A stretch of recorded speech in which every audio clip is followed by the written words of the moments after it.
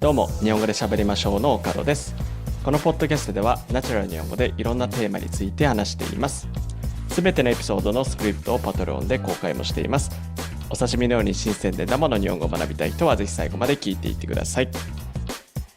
今日はスペシャルゲストに来てもらってます。早速来てもらいましょう。どうぞ。木村です。はい。前回に続き木村さんにスペシャルゲストに来てもらって、今日話したいテーマはうん。敬語とタメ口について。うん。なるほど。うん。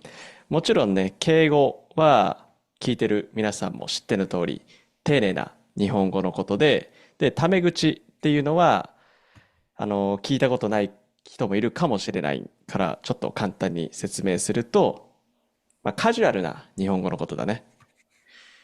だから、要するに俺と木村がいつも話してるような言葉が、いわゆるタメ口だよね。うんうん。そうね。うん。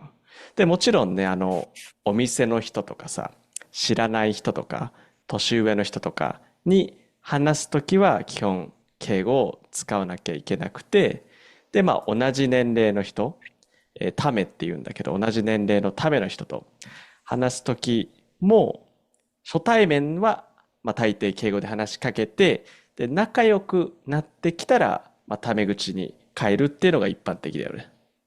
そうね。そうね。うん。うんうん。でも、敬語からタメ口に変えるタイミングって意外と難しいし、タイミングをさ、ミスると失礼にもなりかねないよね。そうだね。トラブルになっちゃううん。よ。そうそうそう。だから今日は敬語からこのタメ口に変えるタイミングっていうのをちょっと木村にいろいろ聞いていこうと思います。はい。で、まず早速質問なんだけど、木うんうん。村はさ、人と知り合って仲良くなっていく過程のどのタイミングでタメ口に切り替える？うん。そうね。プライベートで遊んだりとかするレベルになってきたら、タメうん。口なるほどね。かな。うんうん。なるほど、なるほど。じゃあ例えば仕事で会った友達、仕事で知り合った人でプライうん。ベートでも会いましょうってなってさ、そのプライベートではさ、何回ぐらい遊びに行ってからタメ口に切り替える？1回目から、もう変えれるところは変えたいけど、うん。まず大事なところは、年齢を知ること。あ、なるほどね。相手の、うん。相手の年齢を知って、で、それの人が自分と同級生、まうん。たは自分より年下っていうのが、多分俺の中で、うん。今後遊びに行ったりするときに、敬語からタメ口に変わる条件だと思なるほどね。じゃあ、ただ仲良くなったからタメ口になるわけじゃなくて、う。うん。同年代とか後輩だったらタメ口に切り替えるってことね。そう、そうそ確かにそこ大事だね。う。うん。でさ、結構早い段階でさ、こうタメ口にシフトしていくって言ったけどさ、それはうん。なんでなの？距離を近づけたいっていうのはある。タメ口で喋ってもらえたりすれば、うん。もっとより相手のことを知れると思確かに、それはすごい大きいと思う。俺もう。やうん。っぱり、あの、普通に同じことをさ、話しててもさ、おうん。互いタメ口で話すのとさ、お互い敬語で話すのと、なんか距離感が全然違うよね。そうそうそうそう。うん。うん。やっぱりタメ口の方がすごい心の距離が近く感じるよね。そうね。うんうん。なるほどね、なるほどね。俺うん。の場合も結構木村と似てて、やっぱり早めにこの敬語からタメ口に切り替えたいと思ああ、なるほどね。う。うん。これ理由があって、敬語である程度一緒に時間を過ごしたらさ、いきなりタメ口にそっから変えるのちょっと恥ずかしくない？そうそうそう。もうね、一度ね、逃したら、なかなかタメ口に変えるってチャンスはない。そうそうそう。もうなんか、例えば、なんだろう、3ヶ月ぐらいずっと敬語で話してて、もうここまで来ちゃったら、タメ語に戻したくても、敬語が出てきちゃうと思うよね。それに慣れちゃっうん。てるから。うんうんうん。そうね。うん実際俺経験あってさ、仲良くなりたいなって思った同年代の人いたんだけど、まあ結構人見知りってのもあって、昔の方が人見うん。知りで、うん。で、話すときいつも敬語で喋ってたんだけど、うん。やっぱりね、ずーっと距離がこう埋まらなくて、結局仲良くなれなかったもん。ああ、逃したね、それは。そうそう。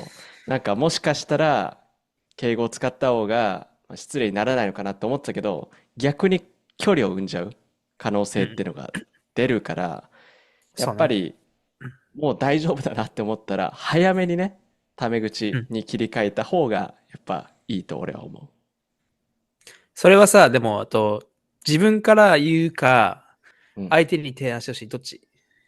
あ、俺はね、もう自分から言う。うん。で、多分俺そうね。の場合は提案もしないで、もう急にタメ口で話しかけて、で、あ、ごめん、タメ口でいいよねって確認するだけ。あああ。そしたら向こうも、ああ、いいよってなるし、もしそこでね、あ、タメ口はちょっとってなる人だったら、あ、もう俺も距離を置こうって思うかもしれない。あ。そうね、そうね。ああ。うんうん。木村はどっち？自分からタメ口でいいって聞くか、向こうから言われるのを待つか、どっち？これも自分から提案する側かな。あ、じゃあやっぱりタメ口でいこう。はい、変えたいわけだ。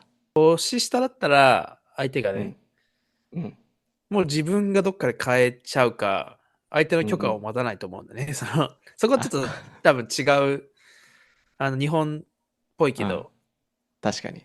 やっぱり後輩からしても先輩にずっと敬語を使われるのはちょっとなんか違和感あると思うんうん。そうう。うん。でしょ。うん、思う思う。で、それでちょっと思ったのがもう一個あってさ、じゃあもちろん木村は後輩に話すときにタメ口で言うんだけど、タメ口で話すんだけど、もしこの後輩が木村にタメ口使ってきたら、それは気になる？そうね。まあ、その人によるんじゃないかな。うんうんうん。その距離感によると思うんだよね。あ、なるほどね。じゃあ結構距離感が近かったら別に許せるっていう感じ？そうそうそうん。で、逆に言えば距離感がそんなに近くないのにタメ口を使われたらちょっとあれってなるってことだよね。う。そう。まあでも必ずしも、うん。なんかこの敬語じゃないかタメ口じゃないかっていうのが、うん。相手との距離を示すとも限らないとうんう思うの。ん。結局なるほど。敬語で話してても、その可愛げのある後輩っていうのは、うん。距離を、先輩と距離縮められるし、うんうんうん。例えば、ほら、ありがとうございますじゃなくて、うん。あざすとか、ああ、よさ、く言うよね。うん。お疲れ様ですじゃなくて、お疲れですとかさ、そういう感じでこう、砕けた敬語をうん。使いながら、先輩といい距離を保つ人もいるわけよね。確かに確かに。それ結構いい後輩の例だよね。やっぱりうん。敬語を使うある程度のリスペクトは保ってるんだけど、でもうんうん。かしこまりすぎないから、やっぱり距離は近づくよね。そうそうそうそう。先輩すごいっすよみあたいな。あ、うん。確かに。いだから、るね、そういう後輩力が高い人ね。そうそう。こう、先輩をこう、立てる後輩。うんうん。うん。うんうん。わかるわかる。じゃあ逆にさ、木村がこう先輩、年上の人と話すときも、そういうん。う砕けた敬語を使うの？この人ともうちょっとその距離を近づけたいとかうん。って感じたら、うん。使う隙を見つけて、こう使うかな。なるほどね。そこでさ、うん。その次のステージ、その先輩に完全にタメ口で話すっていうパターンもある？俺はね、あんまり好きじゃないんだよね。ああ、それは、ある程度のリスペクトは保ちたいっていうこと？そうそうそう。自分の中で、そう、ここは、守らなきゃいけない、なんか、バンダリーみたいな。ああ、なんか境界線があるわけね。そうね。だから、ああ、まあ大事なのは、いろいろこう、敬語、すごいかしこまった敬語も使えるし、砕けうんうん。た敬語も使えるのが大事なんじゃないかなと思うね。難しいと思うけど、その日本語を勉強してる人にはね。確かに確かに。だから、本当に木村が言ったような、まあ、仲良くなりたいけど、ちょっと距離がまだあるなとか、距離縮めたいけど一気にタメ口はあれかなって思う人は、木村がうん。言ったその砕けた敬語っていうのを使うとかなりいい距離感を保ちながら仲良くなれるよね。そうね、そうね。うん。うんうんうん。まあね、結構日本語の敬語とかタメ口とかね、いろいろルールがあってめんどくさいけど、うまく使いこなせると木村みたいにね、いい人間関係が築けるので、ぜひ今日のエピソードを参考にしてみてください。はい。はい。ということで今日は敬語とタメ口について話してみました。皆さんは敬語とタメ口うまく使い分けられていますか？ぜひコメント欄で教えてください。それから今日の話を聞いて少しでも面白いと思ったら、ポッドキャストのフォロー、YouTube の高評価とチャンネル登録、ぜひよろしくお願いします。それじゃあ最後まで日本語で喋りましょう。聞いてくれてありがとうございます。今日話した内容の振り仮名と英語訳、重要単語リスト付きのスクリプトを読みたい人は、リンクに載っているパトレオンのサイトをぜひチェックしてみてください。そこで話してほしいテーマもリクエストできるので、どしどしメッセージを送ってください。それでは皆さん、さようなら。さよなら。この番組はご覧のスポンサーの提供でお送りしました。